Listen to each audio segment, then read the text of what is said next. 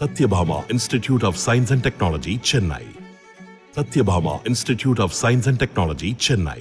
ஆறாம் கட்ட மக்களவைத் தேர்தல் வாக்குப்பதிவு சற்று நேரத்தில் நிறைவடைகிறது. அதேவேளையில் 5 கட்ட தேர்தல்களில் தொகுதி வாரியாக பதிவான வாக்கு விழுக்காடு விவரங்களை தேர்தல் ஆணையம் வெளியிட்டிருக்கிறது. இது தொடர்பாக நேரலையில் இணைந்து தகவல்களை வழங்குகிறார் செய்தியாளர் நிரஞ்சன். நிரஞ்சன், தேர்தல் ஆணையம் என்னென்ன தகவல்களை வெளியிட்டிருக்கிறது, விவரம் என்ன?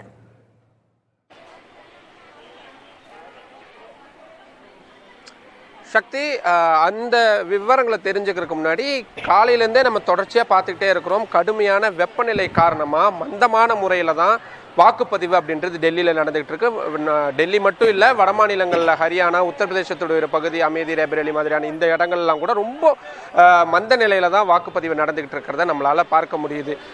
இப்போ சாயந்தர நேரம் அப்படின்றதுனால கொஞ்சம் கூட்டம் வர தொடங்கி இருக்கிறாங்க. 3 மணி அளவில் வெறும் 44% அளவுக்கு தான் வாக்குப்பதிவு நடந்திருந்த நிலையில் இப்போ கொஞ்சம் கூடுதலாக மக்கள் வர தொடங்கி இருக்கிறத பார்க்க முடியுது.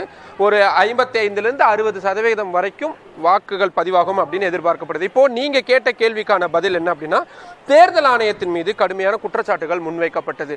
ரொம்ப தாமதமாக தான் தேர்தல் ஆணையம் இந்த வாக்கு பதிவு சம்பந்தமான விவரங்களை வெளியிடுறாங்க. அதிலும் ஒரு வாரம் கூட அவங்க எடுத்துக்கிறாங்க இறுதியான வாக்கு சதவீதம் எவ்வளவு பதிவாயிருக்கு அப்படின்றதுல. அதுலயும் அந்த அன்னைக்கு எவ்வளவு முடியுதோ அதுக்கப்புறம் தேர்தல் ஆணையம் கொடுக்கக்கூடிய தரவுகளுக்கும் 5% அளவுக்கு வாக்குகள் வித்தியாசம் இருக்கு. லட்சக்கணக்கான வாக்குகள் கூடுதலாக காண்பிக்கப்படுது. இதுதான் குற்றச்சாட்டு. உச்சநீதிமன்றத்திலும் வழக்கு தாக்கல் செய்யப்பட்டிருந்தது. அந்த வழக்கை விசாரணைக்கு இப்போதைக்கு எடுக்க முடியாது, உத்தரவு எதுவும் பிறப்பிக்க முடியாதுன்னு ஒத்தி வச்சிருக்காங்க உச்சநீதிமன்றம்.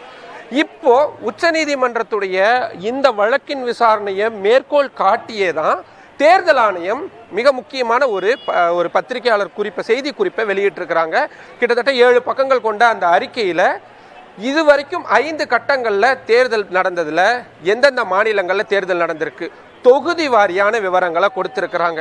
ஒரு தொகுதியில இப்போ உதாரணத்துக்கு கோயம்புத்தூர் தொகுதி இருக்குன்னா அந்த தொகுதியில ஒட்டுமொத்தமா எத்தனை வாக்காளர்கள் இருக்கிறாங்க, எவ்வளவு வாக்காளர்கள் பதிவாயிருக்கிறாங்க, வாக்குகளை செலுத்தி இருக்கிறாங்க, அது ஒட்டுமொத்தமா எத்தனை சதவிகிதம் வருது, இந்த விவரங்கள் அத்தனையுமே தேர்தல் ஆணையம் குறிப்பிட்டிருக்கிறாங்க.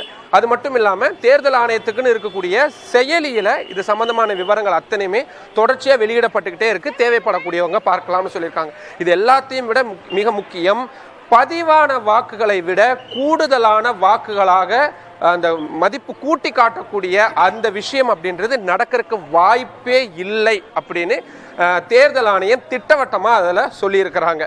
இந்த 17C படிவம் 17C வந்து நிறைய குழப்பங்களை ஏற்படுத்தியிருந்தது. 17Cனா ஒன்றும் இல்லை, ஒரு வாக்குச்சாவடி மையத்தில் வாக்குப்பதிவின் போது என்னென்னலாம் இருக்கும், என்னென்னலாம் நடக்குமோ அது எல்லாத்தையும் குறித்து வைக்கக்கூடியது தான். அது வேட்பாளர்களுடைய முகவர்களுக்கும் அது சம்பந்தமான விவரங்கள் கொடுக்கப்படும். அது எதுக்குன்னா, வாக்கு எண்ணிக்கை நடக்கும் பொழுது இந்த 17Cல பதிவாயிருக்கக்கூடிய விவரங்கள், ஒரு உதாரணத்துக்கு ஒரு ஒரு ஒப்பனக்கார வீதியில் இருக்கக்கூடிய ஏதோ ஒரு ஒரு வாக்குச்சாவடி மையத்தில் வாக்கு பதிவாயிருக்கும், அதோட எண்ணிக்கையும் வாக்கு எண்ணிக்கையின் போது ஒப்பிட்டு பார்க்கறதுக்கு தான். ஸோ இது சம்பந்தமான அத்தனை விவரங்களையுமே தேர்தல் ஆணையம் இப்போ வெளியிட்டிருக்கிறாங்க. சக்தி, 8 மாநிலங்களில் உள்ள 58 தொகுதிகளில் தற்போது வாக்குப்பதிவு நடைபெற்று இன்னும் சற்று நேரத்தில் நிறைவடைய இருக்கிறது.